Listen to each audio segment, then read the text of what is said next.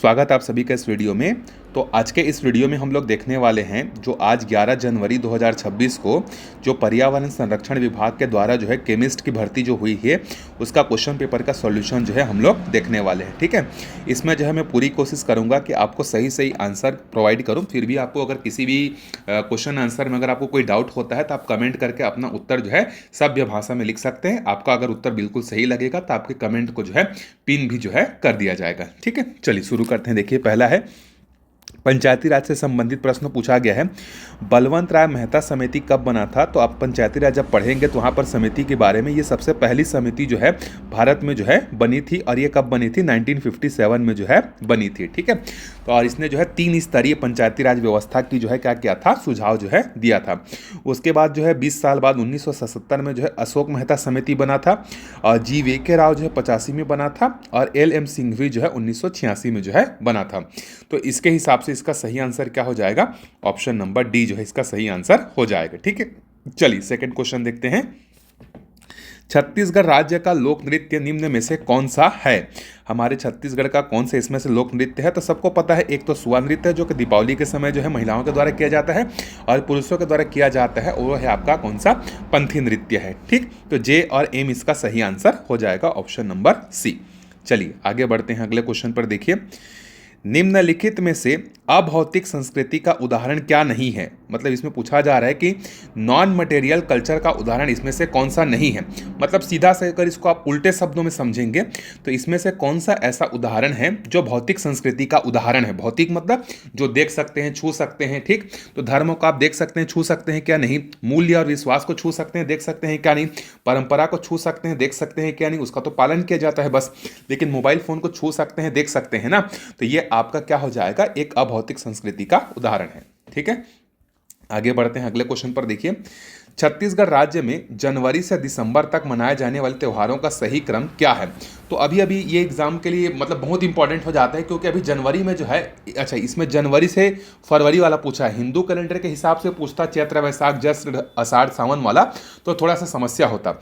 लेकिन जनवरी के हिसाब से पूछा तो अभी तो रिसेंटली 3 तारीख को जो है इस साल क्या था, छेरछेरा था कि नहीं। तो सबसे पहले कौन आएगा, आपका छेरछेरा आएगा। ठीक है, सबसे पहले आएगा छेरछेरा। छेरछेरा के बाद जुलाई महीने के आसपास जो है वो आएगा आपका जो है हरेली, और हरेली उसके बाद जो है जस्ट अगस्त में हम लोग मनाते हैं क्या, पोला त्योहार। अगस्त के लास्ट में, सितंबर के शुरुआत में, और लास्ट में गौरा गौरी जो है कार्तिक महीने में होता है। तो इसका सही आंसर हो जाएगा, ऑप्शन नंबर बी जो है हो जाएगा। आगे बढ़ते हैं अगले क्वेश्चन पर। देखिए, पंचायतों से संबंधित अनुच्छेद और उससे संबंधित विषय वस्तु को सही क्रम में रखें, बढ़ते क्रम में। मतलब पंचायती राज जब पढ़ते हैं तो कौन से अनुच्छेद में कौन सा बात किया गया है, पहले कौन सा किया गया है, फिर बाद में कौन सा किया गया है, फिर बाद में कौन सा किया गया है, वो आपको बताना है। ठीक है, तो देखिए जो ऑप्शन दिया है उसके हिसाब से सबसे पहले जो है, मतलब जैसे हम लोग जनरली पढ़ते हैं तो ग्राम सभा होता है, फिर पंचायत का गठन होता है, फिर उसके बाद उसका आरक्षण, इस तरीके से सीक्वेंस रहता है ना। तो इसमें सबसे पहले देखिए, पहले जो है यहाँ पर संरचना सबसे पहले आएगा। ठीक है, और वो आर्टिकल 243 सी में जो है दिया गया, और हिंदी में अगर देखा जाए तो आर्टिकल नंबर ग में जो है दिया गया है। ठीक है, तो यहाँ पर हो ग, ठीक, ग हो जाएगा। पंचायतों की संरचना सबसे पहले आएगा। ठीक, उसके बाद स्थानों का जो आरक्षण है वो हो जाएगा हमारा किसमें, घ में हो जाएगा। ठीक है, फिर उसके बाद जो है पंचायतों की जो अवधि है वो 243 ई में कहा गया है। ठीक है, इंग्लिश में देखें तो ई हो जाएगा। ठीक, उसके बाद जो है सदस्यों के लिए निर्भरताएं, ये जो है निर्भरताएं जो है किसमें किया गया है, एफ में किया गया है, तो ये हो जाएगा चौथे नंबर पर। और पंचायतों के लिए निर्वाचन जो है के में जो है किया गया है। ठीक, तो ये 5वें नंबर पर, तो इसको जोड़ लीजिए आप। 1 2 कौन कौन सा है, तो ऑप्शन नंबर फर्स्ट जो है इसका सही आंसर हो जाएगा। ठीक, चलिए आगे बढ़ते हैं। किस संस्था द्वारा रेड डाटा बुक जो है प्रकाशित की जाती है। तो विलुप्त होने वाली या विलुप्त होने वाली जो प्रजातियां होती हैं या विलुप्त प्राय या हो चुकी हैं, उनके बारे में जो है जो डाटा जारी करता है वो IUCN जो है करता है। ठीक है, तो इसका सही आंसर क्या हो जाएगा, आपका ऑप्शन नंबर बी जो है हो जाएगा। ठीक, चलिए आगे देखते हैं। जीडीपी क्या होता है। तो जीडीपी क्या होता है, एक वर्ष के भीतर एक देश की सीमा में उत्पादित जो वस्तु और सेवाएं होती हैं उनका अंतिम मूल्य क्या कहलाता है, जीडीपी कहलाता है, उस देश का या उस क्षेत्र का। ठीक है, चलिए आगे बढ़ते हैं। देखिए, नीचे दिए गए कथन और कारण के लिए सही विकल्प चुनिए। 3 सितंबर 2025 को 56वीं जीएसटी परिषद की बैठक में जो है बड़े कर सुधार किए गए। बिल्कुल सही बात है, इसमें जो है 56वीं जीएसटी बैठक में ये सुधार किया गया था। पहले जो है देखिए, इस बैठक के पहले हमारे यहाँ जो है 4 सिस्टम थे, मतलब 4 लेयर था या 4 टियर बोल सकते हैं जीएसटी का, 5% का, 12% का, 18% का और 28% का। अब इस 4 को खत्म कर दिया गया है, अब सिर्फ 2 ही टियर हैं, एक 5% का है और एक जो है 18% का है। तो कथन और कारण दोनों सही है और इसका सही व्याख्या भी जो है ये कर रहा है। ठीक है, आगे बढ़ते हैं। देखिए अगले क्वेश्चन पर, बस्तर के पठार के प्रमुख नदियां हैं। तो बस्तर के पठार के प्रमुख नदियां एक तो इंद्रावती नदी है और एक सबरी नदी, दोनों उड़ीसा से निकलती हैं लेकिन बस्तर के पठार से प्रवाहित होती है। सोंढूर तो महानदी की सहायक नदी है, मतलब मध्य छत्तीसगढ़ में आ जाएगा, ये हो नहीं सकता। गोपद आपका जो है रेंड नदी या रिहन नदी, मतलब सोन नदी की सहायक नदी उत्तर छत्तीसगढ़ का, तो ये भी नहीं हो सकता। तो जे और एल इसका सही आंसर हो जाएगा। ठीक है, आगे बढ़ते हैं। देखिए छत्तीसगढ़ के निम्न में से कौन सी नदी नहीं है, इसमें से ऐसी कौन सी नदी है जो छत्तीसगढ़ की नहीं है। तो गोमती जो है ये तो गंगा के सहायक नदी जो कि यूपी बिहार में बहती है। ठीक है, हमारे यहाँ जो है महानदी है, अरपा नदी है, इंद्रावती है, ये तीनों नदियाँ हैं। ठीक, तो इसका सही आंसर क्या हो जाएगा, डी, कौन सा नहीं है ये पूछा गया है। आगे बढ़ते हैं। देखिए कथन और कारण है, महानदी छत्तीसगढ़ की कृषि के लिए वरदान है, बिल्कुल सही है, मध्य छत्तीसगढ़ के लिए वरदान ही है। महानदी प्रवाह क्षेत्र जो है 78 लाख हेक्टेयर उपजाऊ मैदान है एवं महानदी बेसिन पर बोई गई भूमि का 28% सिंचित है, ये भी सही है। हमारे छत्तीसगढ़ के लिए जो है महानदी वरदान क्यों है, क्योंकि ये इतने लाख हेक्टेयर को सिंचित करती है और 28% पूरे हिस्से को जो है महानदी जो है क्या करती है, सिंचित जो है करती है। बिल्कुल ये जो है सही है। ठीक है, चलिए आगे बढ़ते हैं। देखिए अगला है, सिकल सेल एनीमिया रोग मलेरिया के विरुद्ध प्राकृतिक चयन का उदाहरण है। कारण है, सिकल सेल के लाल रक्त कणिकाओं में मलेरिया का परजीवी अपनी उष्मायन अवधि को पूर्ण नहीं कर पाता। ये भी दोनों कथन और कारण क्या है, इसका सही आंसर है। तो ये दोनों इसके क्या हो जाएंगे, सही हो जाएंगे।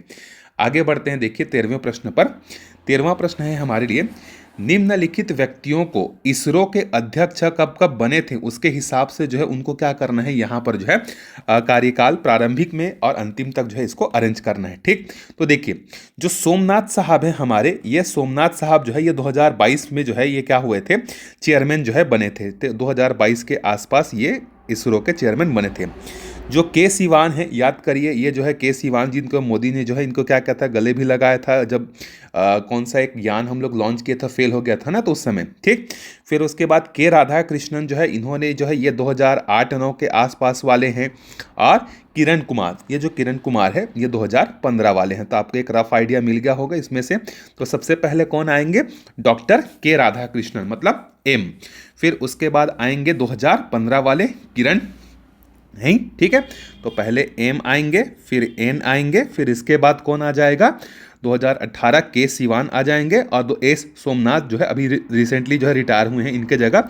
और अभी शायद जहाँ तक मुझे याद आ रहा है वी नारायणन जो है इसरो के क्या है, चेयरमैन हैं। ठीक, चलिए तो इसका सही आंसर हो जाएगा option number D, D is the right answer. ठीक, आगे बढ़ते हैं। देखिए अगले क्वेश्चन पर, छत्तीसगढ़ में कितने प्रतिशत कृषक परिवार जो है लघु एवं सीमांत श्रेणी के अंतर्गत आते हैं। तो लगभग 80% जो है, लगभग हम लोग बोल सकते हैं 40 लाख प्लस ऐसे किसान हैं जो क्या करते हैं, लघु एवं सीमांत के अंतर्गत जो है आते हैं। ठीक, 80%। छत्तीसगढ़ में राष्ट्रीय आंदोलन का अग्रदूत किसे माना जाता है। तो हमारे छत्तीसगढ़ में राष्ट्रीय आंदोलन का अग्रदूत जो है सुंदरलाल शर्मा को जो है माना जाता है। ठीक है, देखा जाए वैसे तो इनमें तो सबके सब जो है क्या थे, भारतीय राष्ट्रीय आंदोलन में जो है हिस्सा ले रहे थे, लेकिन दिए गए ऑप्शन के हिसाब से जब सबसे सूटेबल है, जो बहुत ज़्यादा प्रयास किए थे स्टार्टिंग के फेस में, लेटर फेस में तो रविशंकर डेफिनेटली जो है फिर मुख्यमंत्री भी बनते हैं और लेटर फेस में जो है वो लीड भी करते हैं। लेकिन अग्रदूत अगर देखा जाए राष्ट्रीय आंदोलन का तो वो सुंदरलाल शर्मा जो है ज़्यादा सूटेबल आंसर होगा इसका। ठीक है, भारतीय संविधान में समानता का अधिकार निम्न में से किससे संबंधित है। तो समानता का अधिकार सभी के लिए है, ऐसा थोड़ी कि सिर्फ पुरुषों के लिए है, बच्चों के लिए, धर्मगुरुओं के लिए है, वो तो सभी नागरिकों के लिए है ना समानता का अधिकार। ठीक, चलिए आगे बढ़ते हैं। देखिए छत्तीसगढ़ के जिलों की जनसंख्या घनत्व को बढ़ते क्रम में हमें क्या करना है, इसको जो है रखना है। कौन सा जनसंख्या घनत्व जो है, मतलब किसका जनसंख्या घनत्व कम है, किसका जनसंख्या घनत्व जो है ज़्यादा है। ठीक, तो कम है आपका पहले बिलासपुर का पहले कम है, फिर उससे ज़्यादा है आपका चांपा का, फिर उससे ज़्यादा है दुर्ग का और सबसे ज़्यादा है आपका रायपुर का। तो पहले नंबर पर आएगा एम, दूसरे पर आएगा के, तीसरे पर आएगा एल, चौथे पर आएगा रायपुर, सबसे ज़्यादा ये हो जाएगा ऑप्शन नंबर ए। ठीक है, चलिए आगे बढ़ते हैं अगले क्वेश्चन पर। देखिए अगला क्वेश्चन है हमारे पास, दिए गए अधिनियमों के लागू होने के वर्ष का सही क्रम इसमें से जो है कौन सा होगा, कौन सा सही क्रम होगा, ये हमको जो है क्या करना है यहाँ पर बताना है। ठीक है, चलिए देखते हैं। तो ग्रीन ट्रिब्यूनल जो है ये 2010 में बना था, बिल्कुल सही है। ठीक है, नेशनल ग्रीन ट्रिब्यूनल। और बायोलॉजिकल डाइवर्सिटी एक्ट 2002 में आया था। इन्वायरमेंटल प्रोटेक्शन एक्ट 1986 में आया था। Water prevention and control of pollution act जो है ये आया था 1974 में। और एयर प्रिवेंशन एंड कंट्रोल ये है 1981, जो कि जिन्होंने जिस क्वेश्चन पेपर ये भेजा है उन्होंने बिल्कुल सही डाटा लिखा है यहाँ पर। तो इसके हिसाब से कौन सा सही हो जाएगा, हमारा ऑप्शन नंबर सी जो है सही आंसर हो जाएगा। कौन सा पहले है कौन सा बाद में है ये हमसे पूछा गया है। ठीक है, चलिए आगे बढ़ते हैं अगले क्वेश्चन पर। दिए गए शासक जो विजयनगर साम्राज्य से संबंधित थे उनकी जो है पहचान करनी है। ठीक है, तो यहाँ पर देखिए हरिहर प्रथम भी थे, कृष्णराव भी थे और कुलोत्तुंग प्रथम भी थे, लेकिन ये जो अच्युतदेव ये यहाँ से संबंधित नहीं थे। तो जे के और एम सॉरी ये नहीं थे, ये अच्युतदेव राय जो है ये संबंधित है। तो जे के और एम संबंधित हैं, ये जो है इससे संबंधित नहीं है। ठीक है, आगे बढ़ते हैं। देखिए भारतीय संविधान का कौन सा अनुच्छेद कार्यपालिका से न्यायपालिका को पृथक करता है। तो आर्टिकल नंबर 50 जो है क्या करता है, उससे जो है क्या करता है, पृथक करता है कि कार्यपालिका की शक्ति अलग होगी और न्यायपालिका की जो है शक्ति अलग होगी, दोनों को पृथक करता है आर्टिकल नंबर 50। आर्टिकल 48 तो आपका ये तो डीपीएसपी से संबंधित है, जो कि आपका गांधीवादी विचारधारा से संबंधित है। ठीक है, उसके अंतर्गत जो है ये आता है। आर्टिकल 51 जो है ये अंतर्राष्ट्रीय शांति की बात करता है। ठीक, तो आर्टिकल नंबर 50 जो है इसका सही आंसर हो जाएगा। ठीक है, आगे बढ़ते हैं। देखिए भारतीय स्वतंत्रता आंदोलन से संबंधित निम्नलिखित घटनाओं को कालानुक्रम में जो है व्यवस्थित करना है। तो ये भी जो है इन्होंने बिल्कुल सही लिखा है। खिलाफत आंदोलन 1920, बंगाल विभाजन लॉर्ड कर्जन द्वारा 1905, लखनऊ समझौता 1916 में होता है जिसमें जो है गरम दर नरम दर मिल जाते हैं। सूरत विभाजन 1907 में जो है किया गया था। ठीक है, तो पहले कौन आएगा, 1905 आएगा, फिर 1907 आएगा, फिर 1916, फिर खिलाफत आंदोलन लास्ट में आएगा। ऑप्शन नंबर सी इसका सही आंसर है। ठीक, अगला है देखिए छत्तीसगढ़ के इतिहास में महत्वपूर्ण व्यक्तित्व निम्न में से कौन नहीं है। ठीक है, तो माखनलाल चतुर्वेदी जो है यहाँ के जो है प्रमुख व्यक्तित्व नहीं है, फिर भी जो है ये भाषण देने के लिए जो है बिलासपुर आए भी थे, जहाँ पर जो है इनको जो है गिरफ्तार भी जो है कर लिया जाता है। लेकिन सुंदरलाल शर्मा ये जो है राजिम से थे, वामन राव रॉके बिलासपुर से थे, खूबचंद बघेल जो है दुर्ग जो है रायपुर से संबंधित थे। ठीक, चलिए आगे बढ़ते हैं। छत्तीसगढ़ की प्रथम राष्ट्रीय राजमार्ग सुरंग किस मार्ग पर बनाई जा रही है। तो ये जो है आपका रायपुर विशाखापट्टनम कॉरिडोर जो है इस पर बनाया जा रहा है। ऑप्शन नंबर डी इसका सही आंसर है। ठीक, चलिए देखते हैं। राज्य पोषित जैविक खेती मिशन हमारे छत्तीसगढ़ में शुरू किया गया था, 2014 में शुरू किया गया था, बिल्कुल सही है। सब्जी फसलों के विविधीकरण हेतु प्रदर्शन एवं प्रशिक्षण कार्यक्रम 2017-18 में शुरू किया गया था। प्रधानमंत्री फसल बीमा योजना जो है 2016 में शुरू किया गया था। और छत्तीसगढ़ राज्य वन विकास निगम लिमिटेड 2001 में जो है शुरू किया गया था। तो ए का 1, बी का 2, सी का 3 और डी का 4 यही क्रम सही है, मतलब ऑप्शन नंबर ए इसका सही आंसर है। ठीक, वर्तमान छत्तीसगढ़ क्षेत्र में ब्रॉड गेज रेल मार्ग पर रेल सेवाओं का प्रारंभ कब हुआ था। तो 28 नवंबर 1888 को जो है हुआ था। नागपुर से लेकर राजनांदगांव में ब्रॉड गेज जो है शुरू हो गया था। ठीक है, चलिए आगे बढ़ते हैं। देखिए अगला क्वेश्चन है यहाँ पर श्वसन गुणांक, जिसको आर्क्यू के नाम से जानते हैं हम लोग। तो अंकुरित बीजों जैसे चना, मटर, बीन्स, मूंग में जो है आर्क्यू मतलब आपका श्वसन गुणांक कितना होता है। ठीक है, तो देखिए श्वसन गुणांक जो है यहाँ पर होगा आपका 0.5 से लेकर 0.9 के बीच में जो है होता है। ठीक है, एक कब होता है, ये कार्बोहाइड्रेट के लिए होता है। आर्क्यू का मान एक कब होता है, कार्बोहाइड्रेट के लिए होता है। वसा और प्रोटीन के लिए एक से जो है क्या होता है, कम होता है। ठीक है, तो अंकुरित बीज हो गया, वसा प्रोटीन हो गया, कार्बनिक अम्ल हो गया, इसके लिए जो है आरक्यू का मान 1 से कम मतलब 0.5 से लेकर 9 के बीच में जो है होता है। ठीक है, चलिए आगे बढ़ते हैं। देखिए यहाँ पर अगला है, इसका मैचिंग करना है हमें। ठीक है, तो देखिए मैं आपको बता दे रहा हूँ। एंट्रोपी क्या होता है, आपका होता है एनर्जी यहाँ पर देखिए एंट्रोपी मैच होगा एनर्जी अवेलेबल टू प्राइमरी नहीं टोटल एनर्जी कैप्चर। एक मिनट यार, एक साथ दिख नहीं रहा, इसको जूम आउट करते हैं फिर समझ में आएगा। ठीक है, अब दिख रहा है देखिए। तो इसमें हम लोग देखते हैं सबसे इजी क्या है, 10% का लॉ। 10% का लॉ क्या बोलता है कि यहाँ पर जो है ऊर्जा का केवल एक छोटा सा अंश ही पोषण स्तर से दूसरे पोषण स्तर में जो है जाता है। मतलब हमने पढ़ा था प्राथमिक, द्वितीयक, तृतीयक की हमने पढ़ा है कि उत्पादक पहले आता है, फिर उसको खाने वाला प्राथमिक होता है, फिर द्वितीयक होता है, फिर तृतीयक होता है। तो 10% का लॉ क्या बोलता है कि जैसे उत्पादक ने जो भी बनाया उसको खाने वाला जो प्राइमरी है उसको 10% एनर्जी या फूड ही क्या होगा, ट्रांसफर हो सकेगा उसकी। फिर उसके बाद जो है प्राइमरी से सेकेंडरी 10% जाएगा, सेकेंडरी से टर्सरी में जो है 10% जाएगा। तो सी का क्या हो जाएगा आपका एक जो है इसका सही आंसर जो है हो जाएगा। तो सी का एक देखिए कहां पर है, ये ऑप्शन नंबर जो है सी में ही है। उसके बाद देखिए जो एंट्रोपी होता है ये होता है आपका gradual loss of usable energy as heat during energy transfer.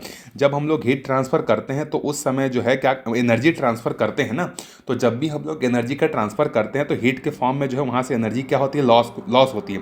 इसको एंट्रोपी बोलते हैं। ठीक है, तो आप इसका मैचिंग कर लीजिए, ये इसका सी जो है इसका सही आंसर जो है हो जाएगा। ठीक है, चलिए आगे बढ़ते हैं अगले क्वेश्चन पर। देखिए नेक्स्ट है हमारे पास यहाँ पर अगला क्वेश्चन है चलिए देखते हैं। भारत में कृषि अनुसंधान एवं प्रसार संस्थानों विकास को कालानुक्रम में जो है क्या करना है, हमें व्यवस्थित करना है। ठीक, देखिए कौन सा व्यवस्थित होगा। सबसे पहले जो है ये जो आपका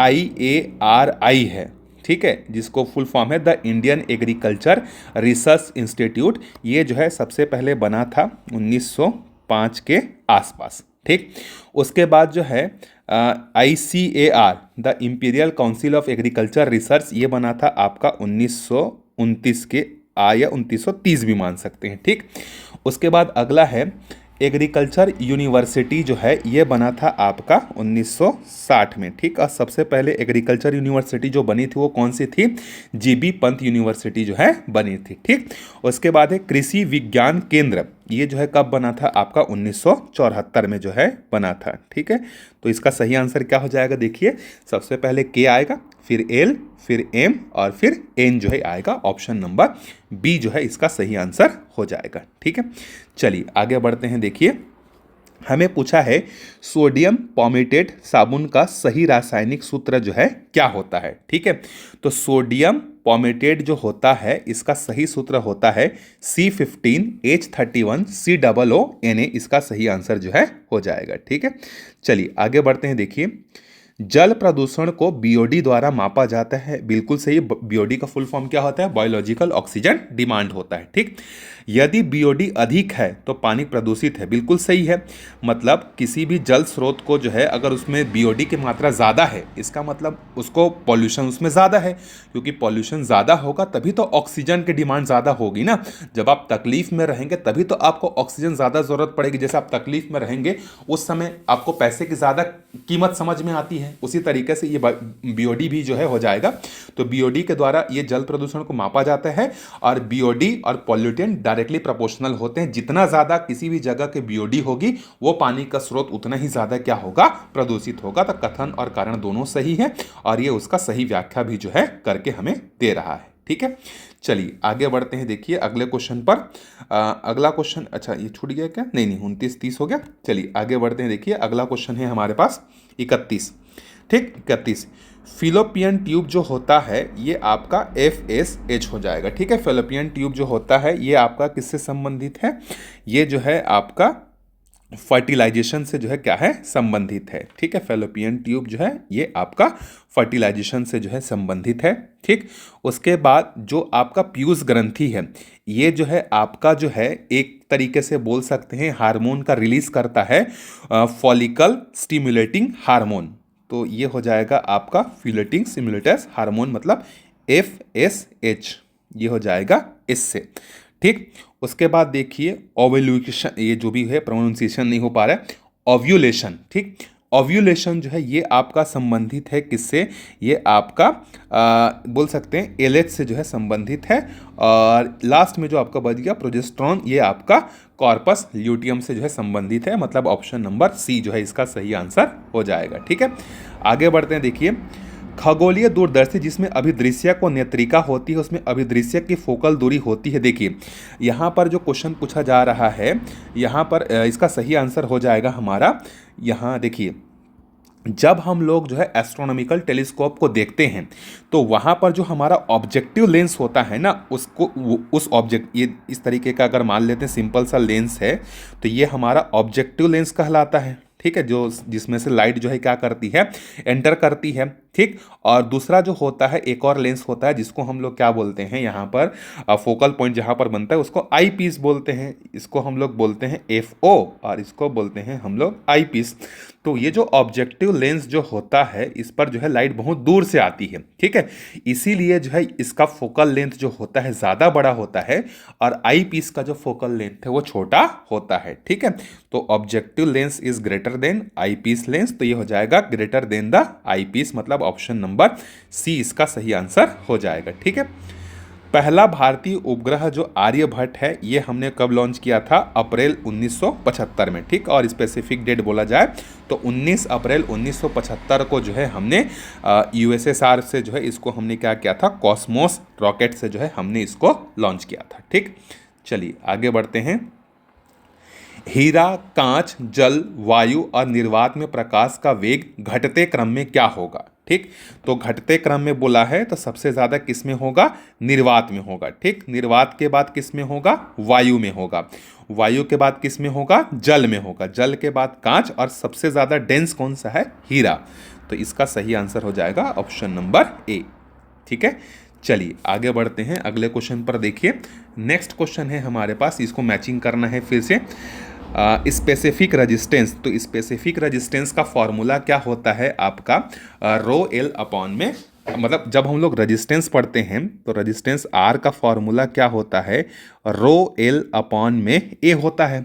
ठीक है, ये होता है ना, तो यहाँ पर जो है स्पेसिफिक रेजिस्टेंस का फॉर्मूला जो है आपका ये हो जाएगा आर ए अपॉन में, यहाँ से रो की वैल्यू अगर आप निकालेंगे क्रॉस मल्टीप्लाई करके, तो आर और ए आपस में इंटू हो जाएंगे और ये जो एल है यहाँ इसको डिवाइड करेगा। ठीक है, तो स्पेसिफिक रेजिस्टेंस क्या हो गया, आर ए अपॉन में एल, जहाँ पर आर रेजिस्टेंस है, ए वायर का एरिया है और एल जो है उसका लेंथ है। ठीक, तो ये मैच हो गया हमारा किससे, ये हो गया तीसरे नंबर से। ठीक है, फिर उसके बाद देखिए जो रिलेटिव परमिबिलिटी होती है। ठीक है, अब इसको हम लोग किससे डिनोट करते हैं, रिलेटिव परमिबिलिटी को म्यू आर से, और म्यू आर का फॉर्मूला क्या होता है, ये होता है बी अपॉन में म्यू एब्सोल्यूट अपॉन में एच, ये जो है होता है। ठीक है, जहां पर बी क्या होता है, मैग्नेटिक फ्लक्स डेंसिटी होता है, और एच क्या होता है, आपका फील्ड स्ट्रेंथ जो है होता है। ठीक है, और permeability of free space mu zero को ये कहा जाता है।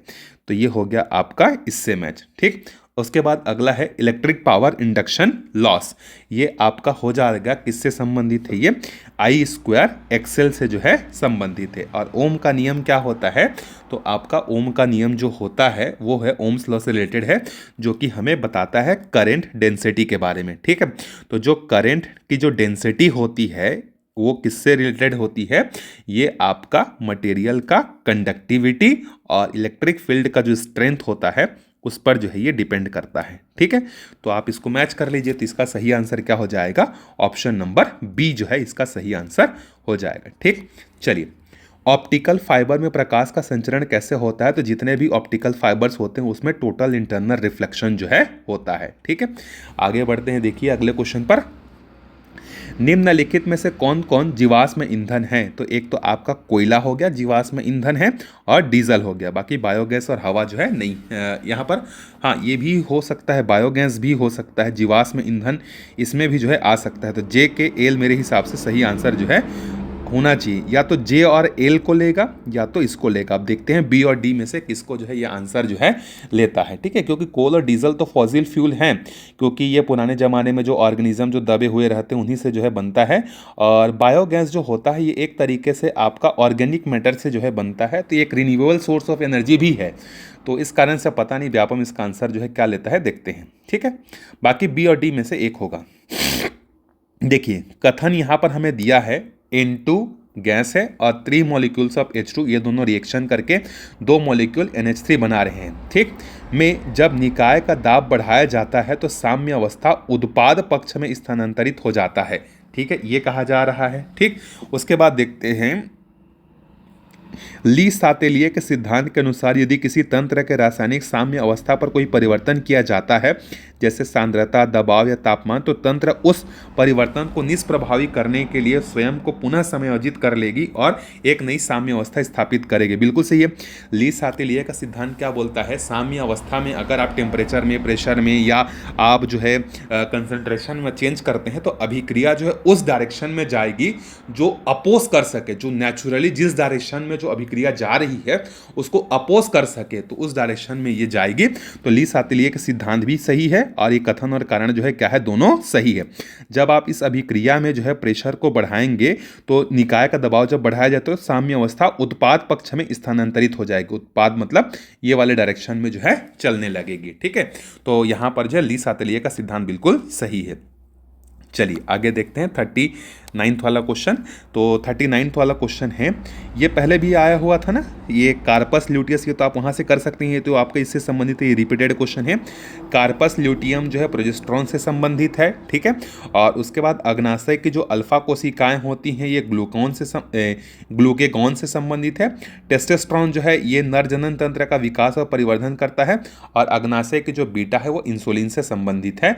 तो इसका सही आंसर जो है आप देख सकते हैं कौन सा हो जाएगा, ऑप्शन नंबर बी जो है इसका सही आंसर हो जाएगा। ठीक है, चलिए आगे बढ़ते हैं। देखिए, शून्य कोटि की अभिक्रिया के लिए उसका अर्ध आयु काल सीधे समानुपाती होता है। देखिए, सबसे पहले जो है शून्य कोटि की अभिक्रिया के लिए जो है आपका जो है हाफ टाइम का फॉर्मूला होता है, T half is equal to ये होता है। ठीक है, और यहाँ पर जो है ये आपका इनिशियल कंसंट्रेशन होता है। ठीक है, और ये तो आपका जो के है ये तो आपका कांस्टेंट है। ठीक है, तो यहाँ पर जो आपका ये तो कांस्टेंट हो गया, नंबर भी कांस्टेंट हो गया, तो आपका हाफ टाइम डायरेक्टली प्रोपोर्शनल किससे हुआ, आपका जो इनिशियल जो कंसंट्रेशन है ए और एब्सोल्यूट ए बोल सकते हैं, इससे संबंधित हो गया, क्योंकि ये कांस्टेंट, इसको छोड़ दो, टू भी कांस्टेंट है, तो डायरेक्टली प्रोपोर्शनल इसी के हुआ ना।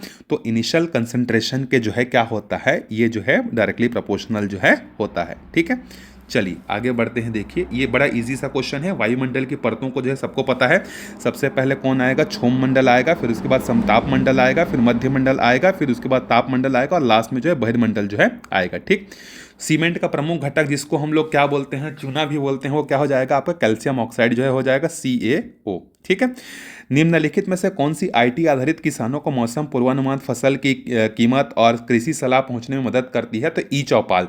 ई चौपाल जो है ये क्या करती है, किसानों की जो है मदद जो है करती है। और ये जो ई चौपाल ये किसके द्वारा बनाया गया है, आपका ITC लिमिटेड के द्वारा जो है किसानों की हेल्प के लिए जो है बनाया गया है। ठीक है, चलिए आगे बढ़ते हैं अगले क्वेश्चन पर। सेंट्रल प्रोसेसिंग यूनिट कंप्यूटर का मस्तिष्क कहा जाता है, CPU को बिल्कुल कहा जाता है। ठीक है, सभी अंक गणितीय और तार्किक संचालन करता है और कंप्यूटर के अन्य भागों को नियंत्रित करता है। बिल्कुल सही, कथन और कारण दोनों सही, और इसका सही व्याख्या भी जो है ये प्रोवाइड कर रहा है हमें। ठीक है, चलिए आगे बढ़ते हैं 45वें क्वेश्चन पर। देखिए, पौधे में निम्नलिखित खनिज तत्वों को ट्रेस एलिमेंट के रूप में जाना जाता है। तो यहाँ पर देखिए, ट्रेस एलिमेंट किसको किसको जाना जाता है, एक तो आपका जो है ट्रेस एलिमेंट जिसको हम लोग माइक्रो न्यूट्रिएंट्स भी बोलते हैं, जो एक बार अभी अमीन के एग्जाम में भी पूछा हुआ था, इसमें से कौन सा माइक्रो न्यूट्रिएंट है करके। ठीक है, तो देखिए माइक्रो न्यूट्रिएंट जो है जो कम मात्रा में जो ज़रूरत पड़ती है। ठीक है, तो इसका सही आंसर हो जाएगा आपका मैग्नीशियम, जिंक और आपका बोरॉन, ये हो जाएगा। और दूसरा हो जाएगा आपका जो है ये आपका कॉपर और मोलिब्डेनम। तो L और M इसका सही आंसर जो है हो जाएगा, D इसका करेक्ट आंसर होगा। ठीक है, आगे बढ़ते हैं। देखिए अगले क्वेश्चन पर, निम्न में से पौधे में खनिज लवणों के परिवहन से संबंधित नहीं है। तो देखिए, मास फ्लो थ्योरी भी संबंधित है, आपका आयन एक्सचेंज भी संबंधित है, डोनाम इक्विलिब्रियम भी संबंधित है, नेचुरल सिलेक्शन प्रोसेस ये तो आपका डार्विन का सिद्धांत है ना, पौधे से संबंधित थोड़ी है। तो डी इसका सही आंसर हो जाएगा। ठीक है, प्रयोगशाला में एथेनॉल बनाने के लिए आवश्यक रासायनिक अभिकर्मक है। अगर आप प्रयोगशाला में जो है बनाने जाएंगे तो पहले तो इसका रिएक्शन देख लीजिए कि क्या क्या रिएक्शन होगा आपका।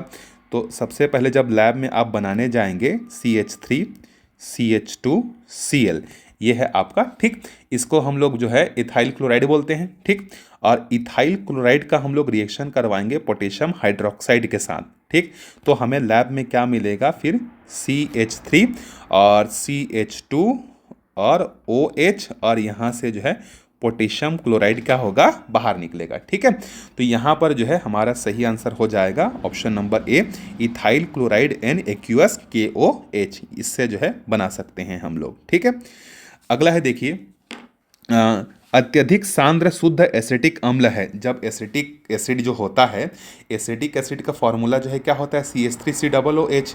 जब इसका कंसंट्रेशन CH3COOH, जब इसका कंसंट्रेशन जो है बहुत ज़्यादा हो जाता है 99% के आसपास, तो उसको जो है ग्लेशियल एसिटिक एसिड या निर्जल एसिटिक एसिड जो है कहा जाता है। ठीक है, चलिए आगे बढ़ते हैं। निम्न में से कौन से उर्वरक फसलों को नाइट्रोजन प्रदान करता है, कौन कौन सा ऐसा है जो नाइट्रोजन जो है प्रोवाइड करता है। तो देखिए, सबसे पहले नाइट्रोजन प्रोवाइड करेगा कौन, एक तो यूरिया प्रोवाइड करेगा और दूसरा कौन करेगा, DAP करेगा। ठीक है, ये जो MOP वगैरह है ये सब जो है इसको प्रोवाइड जो है नहीं करते हैं। ठीक है, तो यहाँ पर समझ लीजिए इसका सही आंसर हो जाएगा J और K, ऑप्शन नंबर A। जल के 5 नमूनों के BOD के मान नीचे दिए गए हैं। जल में प्रदूषण की मात्रा का जो है आरोही क्रम क्या होगा, असेंडिंग ऑर्डर, मतलब सबसे कम किस में होगा, फिर ज़्यादा किस में होगा, फिर ज़्यादा किस में होगा। ठीक, तो देखिए सिंपल सा है ये, तो हमने अभी पढ़ा था कि जितना ज़्यादा BOD उतना ज़्यादा पॉल्यूशन। तो सबसे कम BOD किस में है, देखिए यहाँ पर N में है, तो इसको जो है कम BOD की ज़रूरत पड़ेगी। कम पॉल्यूटेंट से मतलब कम BOD, ये पहले नंबर पर आएगा, ये दूसरे नंबर पर आएगा, ये तीसरे नंबर पर आएगा, ये चौथे नंबर पर आएगा, ये 5वें नंबर पर आएगा। तो याद रखिए BOD is directly proportional to pollution, जितना ज़्यादा पॉल्यूशन है उसमें, यह पॉल्यूटेंट है वो, तो कम BOD मतलब कम पॉल्यूशन। चलिए आगे बढ़ते हैं, थोड़ा फास्ट करते हैं। निम्नलिखित ऊर्जा संसाधनों के विकास को समयानुसार जो है कालक्रम में हमें क्या करना है, इसको दर्शाना है। ठीक है, सबसे पहले देखिए हाइड्रो पावर प्रोजेक्ट्स। तो हाइड्रो पावर प्रोजेक्ट्स जो है ये हमारे दार्जिलिंग में शुरू हुआ था, सबसे पहले याद करिए 1987 में। थर्मल पावर प्रोजेक्ट जो है ये उसके बाद जो है शुरू हुआ था। फिर न्यूक्लियर एनर्जी जो है आपका ये 1960 के आसपास डिपार्टमेंट जो है बनाया गया था ऑफिशियल तरीके से। ठीक, विंड एनर्जी जो है ये भी हमारा जो है बहुत स्टार्टिंग फेस में आया था, और सोलर एनर्जी भी जो है काफ़ी स्टार्टिंग फेस में जो है आया था। तो सबसे पहले आएगा जल विद्युत परियोजना, फिर तापीय परियोजना, फिर परमाणु, फिर पवन, और लास्ट में आएगा सौर ऊर्जा। ठीक है, सोलर सेल वगैरह बनाने के लिए। ठीक, चलिए आगे बढ़ते हैं। देखिए, द्वितीयक बैटरियों के विकास को उनके आविष्कार के वर्ष के अनुसार आरोही क्रम में हमें व्यवस्थित करना है। तो सबसे पहले जो है देखिए यहाँ पर सही आंसर इन्होंने बिल्कुल सही डेट लिखा हुआ है। 1859 में जो है लेड एसिड बैटरी हुआ था, 1899 में जो है निकेल कैडमियम बैटरी हुआ था, 1990 में जो है लिथियम आयन बैटरी हुआ था, 1986 में जो है निकल मेटल हुआ था, और 1990 में लिथियम पॉलीमर बैटरी हुआ था। मतलब डी इसका सही आंसर हो जाएगा। ठीक है, चलिए आगे बढ़ते हैं अगले क्वेश्चन पर। देखिए अगला क्वेश्चन है हमारे पास, ये जो है ये बिल्कुल सही है, पहला का पहला, दूसरा का दूसरा, तीसरा का तीसरा, चौथा का चौथा। मनरेगा आपको पता है कि एक तरीके से गारंटेड एक 100 दिनों का जो है प्रोवाइड करता है, जो कि आजकल VB राम जी हो गया, जिसके कारण से जो है बहुत ज़्यादा कंट्रोवर्सी भी हो रहा है। मनरेगा का नाम बदल दिया गया है, पहले 100 दिन का रोजगार मिलता था, अब केंद्र सरकार इसको 125 दिन कर दिया है। ठीक, नाबार्ड जो है ये आपका कृषि और ग्रामीण विकास के लिए शीर्ष बैंक है। PM किसान लघु एवं सीमांत किसानों को प्रत्यक्ष आय सहायता प्रोवाइड करता है। स्व सहायता समूह जो महिलाओं के लिए होता है, तो एक का A, B का 2, C का 3 और D का 4। आगे बढ़ते हैं। देखिए, मॉन्ट्रियल प्रोटोकॉल जो मानव गतिविधियों के ओजोन परत के रक्षण के लिए उचित, ये मॉन्ट्रियल प्रोटोकॉल कब हुआ था, सिंपल सा पूछा जा रही है, 1987। ठीक है, चलिए आगे बढ़ते हैं। एक संधारित्र अनंत प्रतिरोध के रूप में कार्य करता है। A capacitor acts as an infinite resistance. ये जो है किसके लिए काम करता है, सिर्फ और सिर्फ DC के लिए काम करता है। जो कैपेसिटर जो होता है DC मतलब कोई बैटरी है, ठीक, जब वो बैटरी का होता है फुल चार्ज हो जाता है, तो कैपेसिटर क्या करता है, DC करंट को जो है क्या करता है, रोक देता है, और इन्फिनिट रेजिस्टेंस का जैसा जो है काम करता है। जबकि ये क्या करता है, AC करंट को मतलब अल्टरनेट करंट को जाने देता है। तो ब्लॉक किसको करता है, इन्फिनिट रेजिस्टेंस बनाकर ये DC को जो है सिर्फ ब्लॉक करता है। तो ए इसका सही आंसर जो है हो जाएगा। ग्रीन हाउस प्रभाव किसके कारण से होता है, तो ग्रीन हाउस प्रभाव जो है आपका इंफ्रारेड के कारण जो है होता है। ठीक है, सौर ऊर्जा किसके कारण से होती है, तो ये आपका जो है किसके कारण से होता है, फ्यूजन के कारण से जो है होता है, नाभिकीय संलयन के कारण। मतलब इसमें जो है हाइड्रोजन हाइड्रोजन आपस में कंबाइन होते हैं और फिर क्या बनाते हैं, हीलियम बनाते हैं। पूरा रिएक्शन आपने पढ़ा होगा तो, और देखा होगा कि एक मॉलिक्यूल से बहुत ज़्यादा एनर्जी जो है जब बनती है तो रिलीज जो है होती है।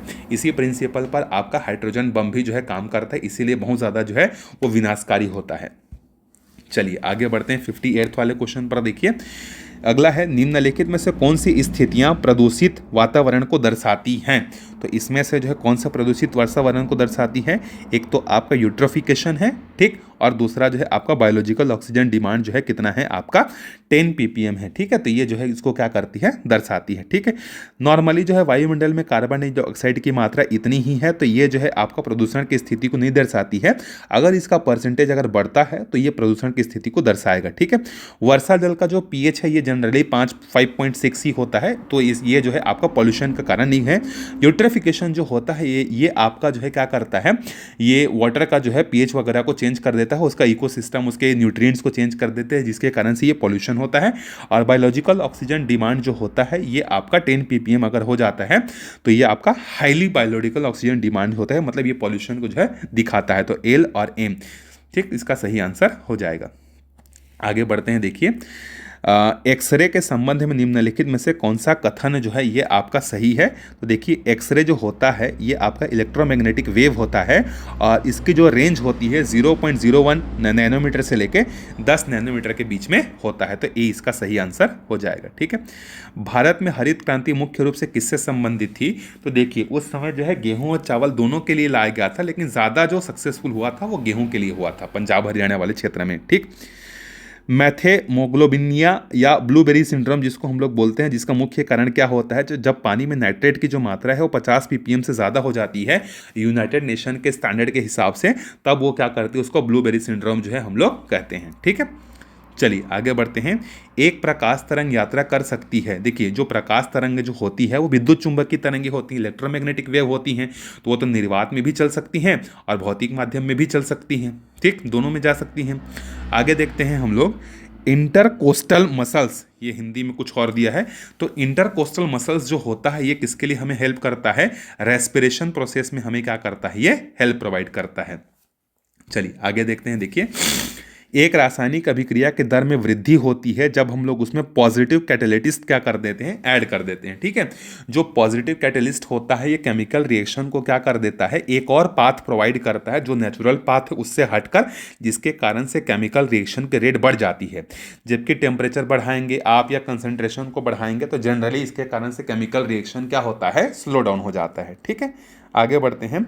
भारत में रात के समय आवासीय क्षेत्र के लिए जो आपका एक्सेप्टेबल जो शोर लिमिट बोल सकते हैं वो कितना है, रात के समय 45 dB है, जबकि दिन के समय कितना है आपका 55 डेसिबल है, ठीक है।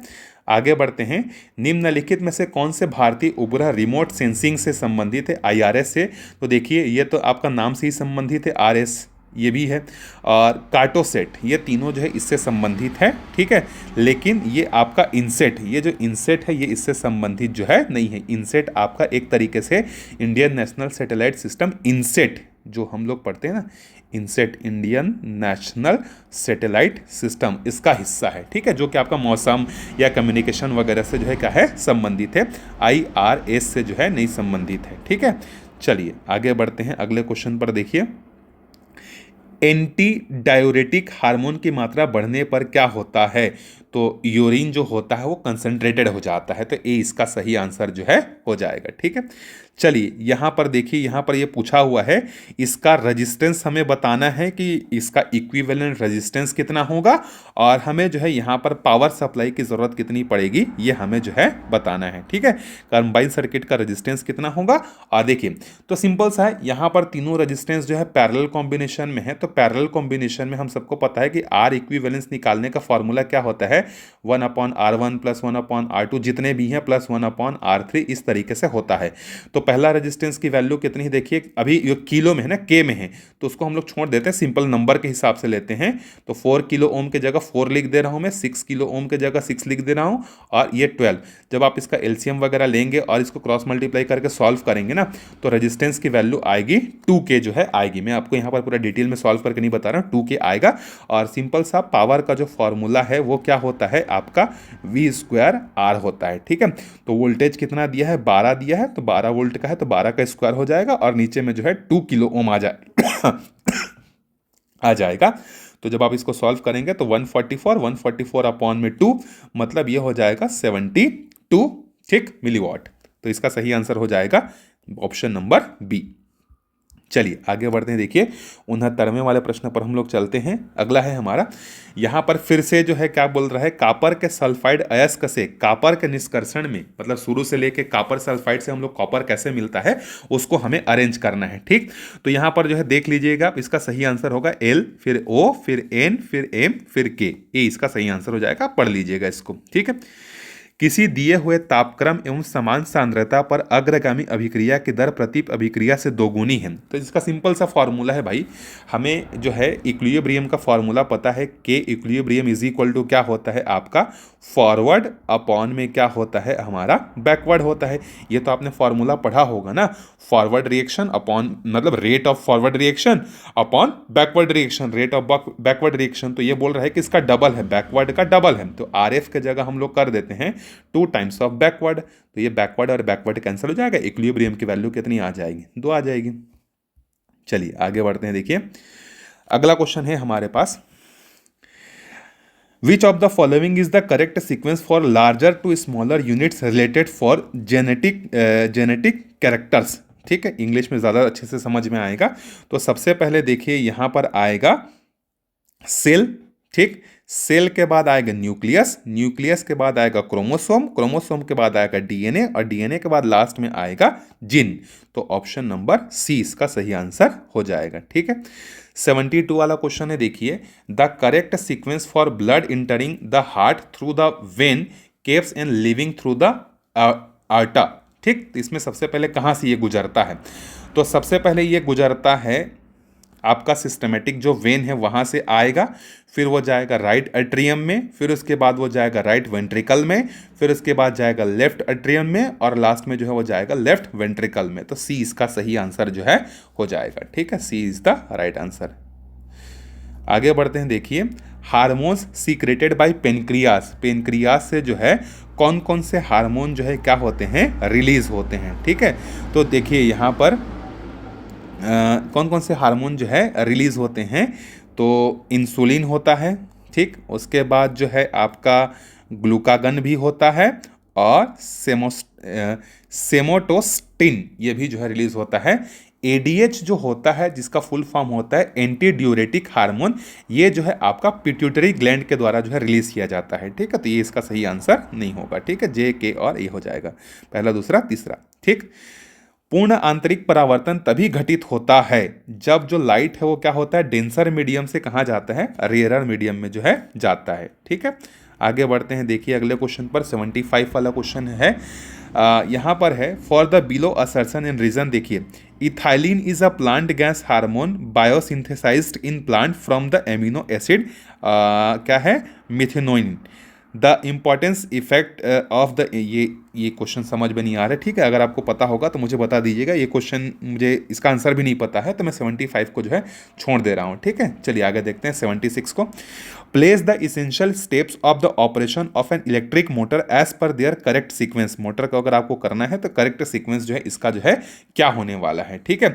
तो सबसे पहले देखिए electrical current is supplies to the motor winding, motor winding में सबसे पहले जाएगा, फिर मैग्नेटिक फील्ड वहाँ पर जो है प्रोड्यूस होगा, मैग्नेटिक फील्ड प्रोड्यूस होने के बाद यहाँ पर जो है फोर्स और टॉर्क प्रोड्यूस होंगे, फिर उसके बाद कंटिन्यूअस रोटेशन होगा, और रोटेशन के बाद मैकेनिकल एनर्जी जो है प्रोड्यूस होगी, और वो आपका दूसरे फॉर्म के एनर्जी में कन्वर्ट हो जाएगा, मतलब ऑप्शन नंबर सी इसका सही आंसर हो जाएगा। चलिए आगे बढ़ते हैं। देखिए अगले क्वेश्चन पर which of the following ore is not concentrated by the froth flotation process, मतलब अपने निष्कर्षण के बहुत सारे जो है मतलब प्रोसेस पढ़े होंगे, तो उसमें से जो है अयस्क का निष्कर्षण या कंसंट्रेशन जो है फोर्थ प्रोसेस के थ्रू नहीं हो सकता है, वो कौन सा है आपका पायरोलुसाइट। ये आपका ऑप्शन नंबर बी इसका सही आंसर हो जाएगा। बाकी कॉपर पायराइड हो गया, गैलेना हो गया, जिंक बैलेड हो गया, ये आपका फोर्थ फ्लोटेशन प्रोसेस के थ्रू जो है हो जाता है। ठीक है, चलिए यहाँ पर देखिए, यहाँ पर पीएच वैल्यू जो है हमें निकालना है।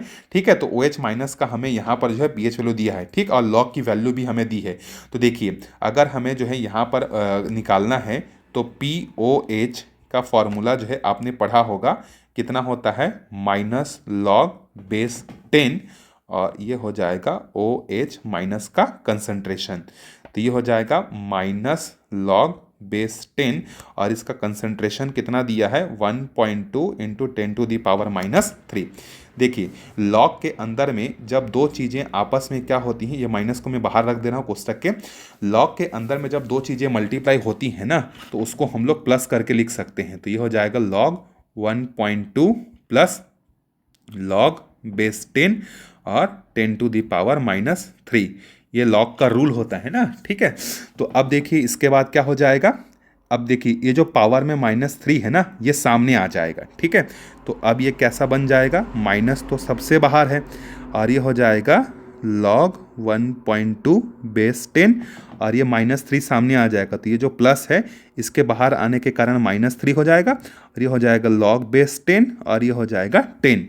तो जब लॉग का नंबर और लॉग का बेस जब सेम हो जाता है ना, तो इसकी वैल्यू 1 हो जाती है। तो 3 1 जा कितना हो जाएगा 3। तो हमारे पास फिर क्या बचेगा यहाँ पर माइनस, ये हो जाएगा log 1.2 और /10 और 3 और इसकी वैल्यू कितनी हो गई थी 1। अब देखिए इसकी वैल्यू हमें क्वेश्चन में दिया हुआ है, वो log 1.2 की वैल्यू कितनी है 0.0792 और 3 1 जा -3। तो यहाँ से इसको जब सॉल्व करेंगे तो ये हो जाएगा -2.9208, माइनस माइनस क्या हो जाएगा प्लस, ये हो जाएगा 2.9208 ये हो जाएगा। फिर उसके बाद जो है हमें पता है कि हाइड्रोजन का पीएच और ये OH माइनस का पीएच कितना होता है, दोनों जो है 14 होता है। तो इसमें से इसका वैल्यू अभी हमने निकाल लिया, तो ये दूसरे साइड जाके इसको माइनस कर देगा, तो 14 - 9208, तो ये अप्रॉक्सीमेटली आपका 11.08 के आसपास आ जाएगा। ठीक है, तो इसका सही आंसर जो है सी हो जाएगा। चलिए 79th वाले क्वेश्चन को देखते हैं। तो 79th वाला क्वेश्चन है, इसका आंसर जो है क्या हो जाएगा, ए हो जाएगा सही। इसका सही आंसर है, कथन और कारण दोनों सही है। ठीक है, आगे बढ़ते हैं। देखिए 80 वाले क्वेश्चन पर जो है, क्लोरीन एवं क्लोराइड आयन में निम्न में से कौन सा उप परमाणविक कण है। तो देखिए यहाँ पर जो है कौन कौन सा सही है क्लोरीन और क्लोराइड आयन में। ठीक, तो इसका सही आंसर हो जाएगा K और L। ठीक है, प्रोटॉन सही है और इसका सही आंसर हो जाएगा न्यूट्रॉन सही है। कैसे सही है, क्लोरीन आइटम की जब हम लोग बात करते हैं तो इसका एटॉमिक नंबर कितना होता है 17 और इसका मास कितना होता है, ये होता है 35। तो हमें पता है कि किसी भी एटम का एटॉमिक मास जो होता है वो उसके प्रोटॉन प्लस न्यूट्रॉन के सम के बराबर होता है। तो देखिए यहाँ पर प्रोटॉन प्लस न्यूट्रॉन कितना हो गया 35, और जितना एटॉमिक नंबर होता है उतना ही उस पर प्रोटॉन होता है। तो 17 + न्यूट्रॉन = 35। तो यहाँ से न्यूट्रॉन की मात्रा कितनी हो जाएगी 18। तो नॉर्मल क्लोरीन में न्यूट्रॉन की मात्रा कितनी है 18 है और प्रोटॉन की मात्रा कितनी है 17 है। जब हम क्लोरीन आयन की बात करते हैं तो ये हो जाएगा Cl-। तो Cl- मतलब अब इसमें जो आपका जो प्रोटॉन है, या बोल सकते हैं इलेक्ट्रॉन भी यहाँ पर 17 है। ठीक, बेसिक चीज़ क्या है, जब हम लोग परमाणु पढ़ते हैं तो जितना प्रोटॉन होता है उतना ही उस पर इलेक्ट्रॉन भी होता है, और वो दोनों उसके एटॉमिक नंबर के बराबर होते हैं। जैसे क्लोरीन का एटॉमिक नंबर 17 है तो उसमें जो है 17 प्रोटॉन होंगे और 17 इलेक्ट्रॉन होंगे। लेकिन उसका मास कितना होता है, 35 होता है। तो न्यूट्रॉन की मात्रा कितनी हो गई, 18। जब हम यहाँ पर क्लोरीन आयन की बात करते हैं तो अब यहाँ पर जो है इलेक्ट्रॉन की मात्रा कितनी हो जाएगी, इलेक्ट्रॉन की मात्रा हो जाएगी 18। लेकिन प्रोटॉन बदलेगा क्या, नहीं, प्रोटॉन तो अभी भी 17 है। तो मास का फॉर्मूला क्या होता है, प्रोटॉन प्लस न्यूट्रॉन, और अभी भी इसका मास जो है 35 ही रहेगा। तो यहाँ से जब हम लोग न्यूट्रॉन का मात्रा निकालेंगे तो ये अभी भी कितना आ जाएगा, 18 आ जाएगा। तो बेसिकली क्लोरीन और क्लोराइड आयन में जो है बेसिकली इलेक्ट्रॉन का डिफरेंस है, यहाँ पर 17 इलेक्ट्रॉन है, यहाँ पर 18। बाकी प्रोटॉन और न्यूट्रॉन दोनों क्या हैं, सेम है। ठीक है, चलिए आगे बढ़ते हैं। देखिए 81 वाला क्वेश्चन जो है, निम्नलिखित तत्वों के गुणों के संबंध में सही कथन है। तो इसका जब आप सही आंसर निकालेंगे तो बी जो है इसका सही आंसर आएगा आपका, जे और एम। फ्लोरीन सर्वाधिक विद्युत ऋणात्मकता तत्व है, बिल्कुल सही है। और यहाँ पर नाइट्रोजन की सह संयोजक त्रिज्या फ्लोरीन की त्रिज्या से क्या है, ज़्यादा है। 81 का बी जो है सही आंसर हो जाएगा। थोड़ा फास्ट करते हैं, बहुत देर हो गया। निम्नलिखित में से कौन सा एक नवीकरणीय ऊर्जा स्रोत है, तो ये सबको पता है नवीकरणीय ऊर्जा स्रोत जो है हमारा कौन सा होगा, नवीकरणीय ऊर्जा स्रोत जो है ये आपका सोलर एनर्जी जो है हो जाएगा, ऑप्शन नंबर डी। आगे बढ़ते हैं। निम्न में से एक लौह रहित रक्त वर्णक है, तो इसमें से कौन सा है आपका, हीमोसाइनिन। ये जो है आपका, ये इसमें जो है आयरन नहीं पाया जाता है, हीमोसाइनिन।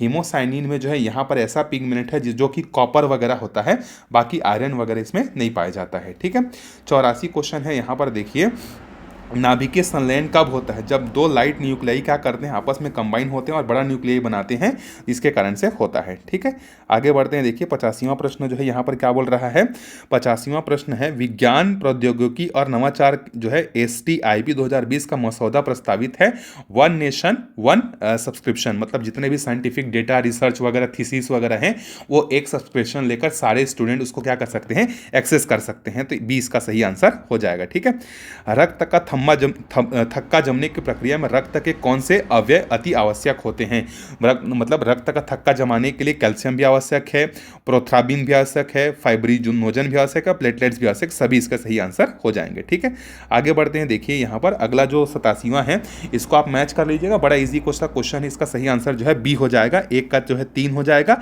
वायु प्रदूषक कौन है, कार्बन मोनोऑक्साइड है, सल्फर डाइऑक्साइड है, क्लोरोफ्लोरोकार्बन जो है ओजोन परत को छेद करने वाले होते हैं, कीटनाशी जो होते हैं BHC होता है, और शाकनाशी कौन सा होता है आपका, ट्राइएजीन होता है। 87 का बी हो जाएगा। ठीक है, उसके बाद देखिए जैव मंडल, जब हम लोग बायोस्फीयर रिजर्व की बात करते हैं तो यहाँ पर बफर जोन होता है, कोर जोन होता है, और आपका ट्रांजिशन होता है।